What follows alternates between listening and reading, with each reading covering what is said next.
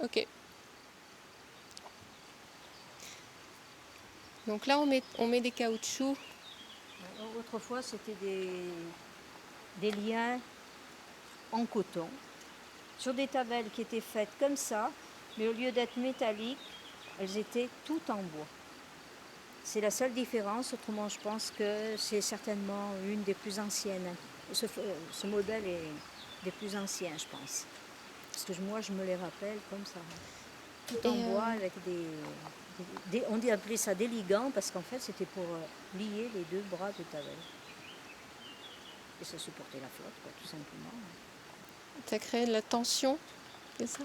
Une certaine tension pour Non, porter la la flotte. tension, on mettait le caoutchouc maintenant plus ou moins haut selon le diamètre de la flotte, le gainrage de la flotte, on va dire. Ça s'appelle. Alors, c'était plus ou moins haut selon la dimension de la flotte, tout simplement. D'accord. Et Mijo, donc, tu as un souvenir de ces caoutchoucs quand vous partiez l'été?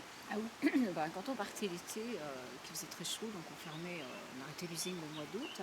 C'est vrai que quand on revenait, les caoutchoucs, ils étaient tous par terre. Donc il fallait remettre les caoutchoucs, Ils se cassaient. Ils durcissaient, la chaleur.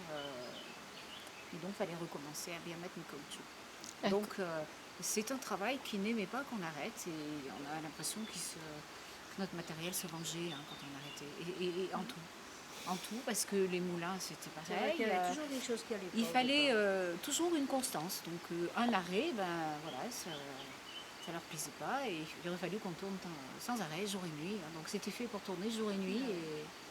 Et en définitive, un arrêt demandait beaucoup, beaucoup de travail pour remettre en route.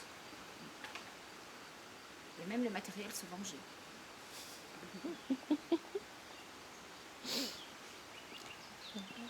Et lui, il est en train de se venger sur la casserole des champs.